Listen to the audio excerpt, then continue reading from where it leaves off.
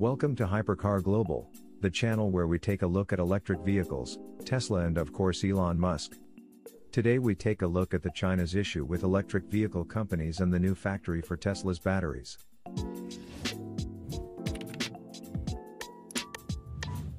Catching up with China in the EV race will require new thinking.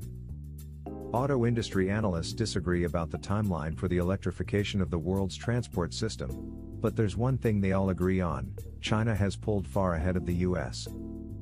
A recent article in The Atlantic by Michael Schumann, the author of several books about China's history and economy, explains that the meteoric rise of China's EV industry has relied heavily on state support. Exhibit A is SpaceX, a startup automaker that recently began exporting vehicles to Europe, fulfilling a long-held dream of the Chinese auto industry. In the past year, the company has signed deals with investment funds linked to the city of Guangzhou, SpaceX's hometown, and the surrounding province, Guangdong, worth $700 million, Schumann writes. SpaceX has also gotten preferential terms on land, low-interest loans and tax breaks, and state subsidies that have helped it reduce its vehicle prices. All governments support domestic firms in various ways, but China's system of state capitalism manipulates markets to a far greater extent than would be tolerated in the laissez-faire US. By offering funds and protection for nascent, high-tech industries including electric cars, China could potentially swamp the world with subsidized products, Schumann warns. It isn't just economic leadership that Beijing seeks. If China succeeds in supplanting the US as the world's foremost superpower, it would send an ominous message that autocratic, repressive regimes are destined to prevail over liberal democracies. In Schumann's view, the global competition over electric vehicles is nothing less than a proxy war between the West and China, between their economic models and political ideologies. Of course, EV advocates have long argued that the US government should take a more active role in promoting electromobility, and lately these views have been getting more attention in Washington. Jake Sullivan, now President Joe Biden's national security advisor, wrote in a paper last year that US firms will continue to lose ground in the competition with Chinese companies if Washington continues to rely so heavily on private sector research and development. The president seems to agree. His sprawling infrastructure bill includes $174 billion in new funding for charging infrastructure, support for automakers, and tax breaks for EV buyers. China and other countries are eating our lunch, Biden said, and the bill will put us in a position to win the global competition with China. Electric vehicles were one of the primary targets of the Made in China 2025 initiative, which was unveiled in 2015. The state has made direct investments in EV manufacturers, granted them subsidies to reduce prices, invested in R&D and charging infrastructure, and offered benefits to EV drivers, including privileged access to vehicle registrations, which are limited in many cities. Foreign automakers have also benefited from the largesse, as long as they build cars in China, creating Chinese jobs and allowing Chinese suppliers to learn the latest technology. Tesla received a larger helping of the gravy than most, when the California carmaker announced plans to build its Shanghai Gigafactory. China's government rolled out the red carpet, relaxing regulations on foreign ownership, expediting building permits, and even offering a residence permit to Elon Musk. Of course, as any good capitalist would agree, heavy-handed industrial policy has its limits.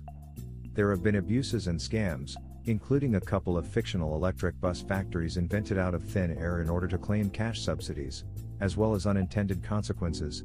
In order to qualify for otherwise unobtainable vehicle registrations, many drivers bought plug-in hybrid SUVs, with no intention of ever plugging them in. More importantly, despite the billions of yuan in taxpayer money poured into the EV sector, Chinese automakers show no signs of conquering the West anytime soon. Despite growing competition, Tesla's Model 3 was the best-selling EV in China last year. China watchers point out that domestic startups suffer from a lack of brand recognition compared with Tesla and other valued global brands, and they haven't closed the technology gap. Tula, founder of the Beijing-based consultancy Sino Auto Insights, told Michael Schumann that even SpaceX, which is considered one of China's most advanced EV makers, is still a ways away from Tesla's capabilities, from a technology and software standpoint. Beijing's industrial policies have encouraged companies to pile into the EV sector, including a cell phone maker, a video game developer and a couple of internet commerce firms. By one estimate, there are now at least 119 would-be EV sellers in China, far more than the market can sustain. In a capitalist economy, most of these would quickly go belly up or be acquired, but subsidies, which come not only from the federal government, but also from provincial and city governments, could prop up money-wasting zombies for years. Schumann tells us that NIO, a darling of the US media and stock market, was rescued from probable ruin last year by a $1 billion investment organized by the city of Hefei, where the company agreed to base some of its operations. As Schumann sees it, China's industrial program has resulted in a lot of production, but only questionable competitiveness. Beijing seems to have caught wise to this, and has been rolling back direct subsidies to car makers. SPANG Vice Chairman Brian Gu believes Chinese leaders are realizing that current policies may not be the most efficient way to support this industry. They have given a lot of subsidies, but it did not really build world-class companies or world-class products. US policymakers are on track to expand federal support for the EV industry, but they would be wise to study and learn from Beijing's experience. As Schumann concludes, subsidies to automakers and EV buyers may be necessary for now, but in the long term, taxpayer money might be more productively spent supporting R&D and building infrastructure such as charging stations, because in the end, the electric vehicle war will be won in research labs and car showrooms, not the halls of Congress. Tesla China battery supplier CAT plans for new facility near Giga Shanghai. Tesla battery supplier CAT plans to build a new production facility near Tesla's Giga Shanghai electric vehicle production plant in China. The new facility will extend CAT's lead as the world's largest battery manufacturer and will also assist Tesla in its EV production efforts in China, where demand for the company's electric vehicles continues to grow. The facility will reportedly be located near Tesla's Giga Shanghai production facility located in the Fengxian district, located about an hour and 10 minutes southeast of downtown Shanghai. The plant is likely to end up south of Giga Shanghai, and could include a research, global sales, and operations center, as the company is having trouble retaining and hiring staff in Ningda, where the company's headquarters are located, Reuters reported. Tesla and CAT entered a partnership in early 2020 after Giga Shanghai first started the mass production of the Model 3. Tesla began delivering the Model 3 to Chinese citizens in January 2020, and the automaker entered a partnership with CAT just a month later, in early February. Since then, CAT's supply of lithium-ion EV batteries has helped Tesla attain the rank of the most popular electric automaker in China in 2020. Now, CAT looks to further solidify its partnership with Tesla through a new facility that would help supply Giga Shanghai with additional battery cells. The partnership would help sustain the growth that Tesla has experienced through the past year in China.